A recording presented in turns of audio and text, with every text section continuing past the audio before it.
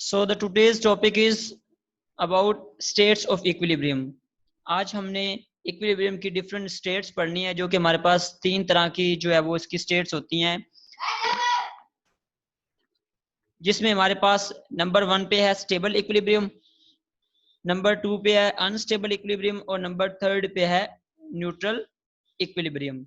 ठीक है बच्चों, तो हमने वन बाय वन देखना है इनको कि स्टेबल इक्विलिब्रियम क्या होता है, अनस्टेबल इक्विलिब्रियम क्या होता है और न्यूट्रल इक्विलिब्रियम क्या होता है।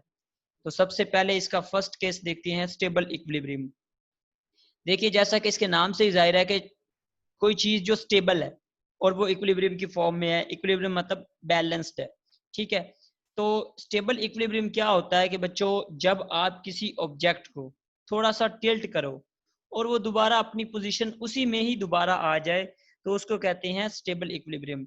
इसकी डेफिनेशन को देखो, ये डेफिनेशन लिखी हुई है, a body is said to be in stable equilibrium, कि बॉडी उस वक्त स्टेबल इक्विलिब्रियम में होती है if after a slight tilt, जब उसको स्लाइटली टिल्ट किया जाता है, यानी स्लाइड का मतलब होता है थोड़ा सा, it returns to its previous position, वो दोबारा अपनी प्रीवियस पोजीशन पे आ जाती है, तो उसको क्या कहते हैं हम, कि बॉडी स्टेबल इक्विलिब्रियम में। देखें, like that if we talk about this figure, अगर हम इस फिगर की बात करें तो लेट्स सपोज कि हमारे पास ये किसी टेबल के ऊपर एक बुक पड़ी है, तो आपने इसको थोड़ा सा ऊपर उठाया है, टिल्ट किया है और छोड़ दिया, तो क्या हुआ कि जैसे ही आपने टिल्ट करने के बाद छोड़ा, फिर वो अपनी उसी पोजीशन पे आ गई जो कि उसकी फर्स्ट पोजीशन थी।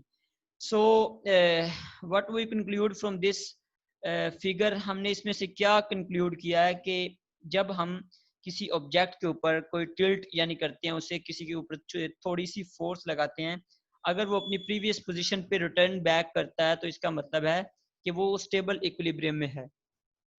ठीक है, वो क्या है, हमारे पास स्टेबल इक्विलिब्रियम में है। ठीक है, ये हमारे पास, इसके अलावा ये हमारे पास इसका क्या है पॉइंट, इसका सेंटर ऑफ ग्रेविटी है।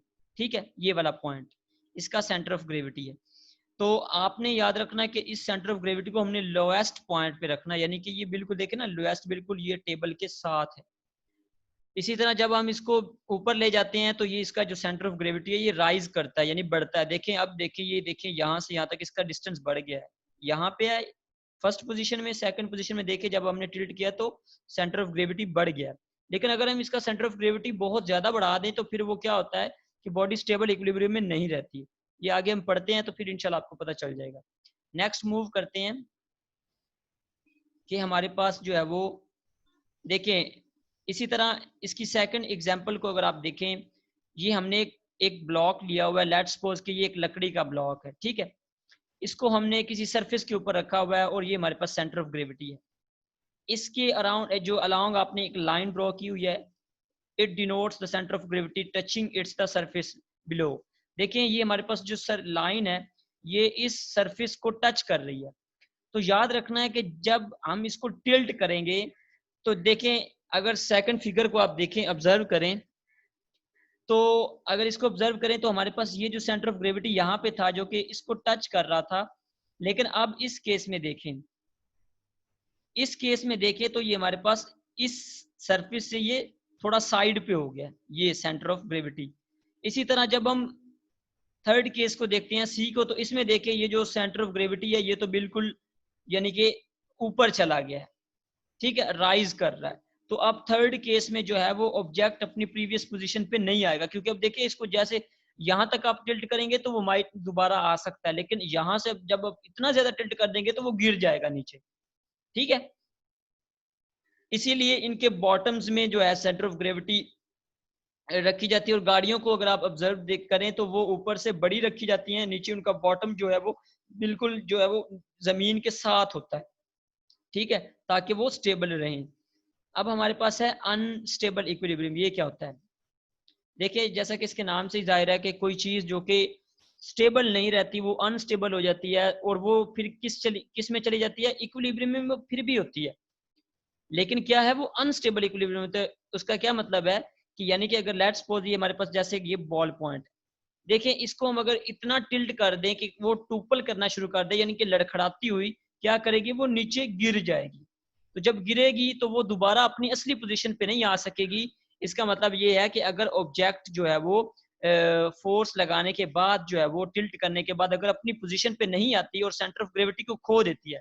देखिए यहाँ पे सेंटर ऑफ ग्रेविटी टच कर रहा है, लेकिन यहाँ पे देखें इसकी ये जो सरफेस है सेंटर ऑफ ग्रेविटी की ये वाली टच ही नहीं कर रही।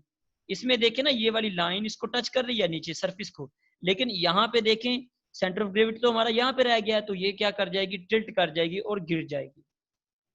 इसकी डेफिनेशन को देखते हैं। If a body does not return to its previous position when sets free after a slightest tilt, वो कह रहा है कि अगर हम किसी चीज को स्लाइटली टिल्ट करते हैं, उसको हिलाते हैं, अगर वो दोबारा अपनी प्रीवियस पोजीशन पे नहीं आता तो दैट्स मीन के body is in the unstable equilibrium. ठीक है।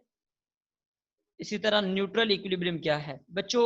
न्यूट्रल का मतलब ये होता है कि जैसे हम कहते हैं ना कि ये बंदा न्यूट्रल है, यानी कि ये किसी की साइड की तरफ नहीं है। यानी जब हम दो बंदे बात कर रहे हो तो तीसरे बंदे के बारे में अगर हम कहें कि ये न्यूट्रल है, यानी वो दोनों तरफ है। तो न्यूट्रल इक्विलिब्रियम का ये मतलब है कि अगर लेट्स सपोज हमारे पास ये एक ऑब्जेक्ट है, ठीक है, ये इस फॉर्म में भी क्या है, न्यूट्रल है। अगर इसको रोटेट करवा दें तो रोटेट करने के बाद भी क्या होगा, ये एक नई पोजीशन पे चला जाएगा। लेकिन ये यहाँ पे भी क्या होगा, डिस्प्लेस्ड होने के बाद भी ये एक नई पोजीशन पे होगा। तो देखें इसका centre of gravity let's suppose यहाँ पे है, तो जब ये रोटेट करेगा तो चूंकि सर्कुलर फॉर्म में है तो इसका सेंटर ऑफ ग्रेविटी अब भी जो है वो स्टेबल होगा। तो दैट्स मीन कि न्यूट्रल इक्विलिब्रियम क्या होता है कि जब हम किसी ऑब्जेक्ट की जो पोजीशन है उसको चेंज कर दें, उसको डिस्प्लेस्ड कर दें, और वो जब नई स्टेट में चला जाए तो नई स्टेट में मूव करने के बावजूद भी जो है वो अगर स्टेबल रहता है, इक्विलिब्रियम में रहता है, तो उसको हम कहते हैं न्यूट्रल इक्विलिब्रियम। ये देखिए, if a body remains in its new position, जब वो बॉडी न्यू पोजीशन में चली जाती है, when disturbed from its previous position, जब उसको प्रीवियस पोजीशन से डिस्टर्ब किया जाता है, यानी देखिए अब ये इस पोजीशन में था, जब हमने इसको रोटेट करवाया तो अब ये इस पोजीशन में चला गया। ठीक है, it is said to be in the state of neutral equilibrium. तो अब हम इसको कहेंगे न्यूट्रल इक्विलिब्रियम। तो जितनी भी हमारे पास बॉल्स होती हैं, स्फीयर्स होती हैं, रूलर्स वगैरह होते हैं, तो उनको जब हम मूव करवाते हैं तो उनकी जो हमारे पास इक्विलिब्रियम हमें जो अडॉप्ट करते हैं या गेन करते हैं उसे हम कहते हैं न्यूट्रल इक्विलिब्रियम। तो ये थी हमारे पास स्टेट्स ऑफ इक्विलिब्रियम।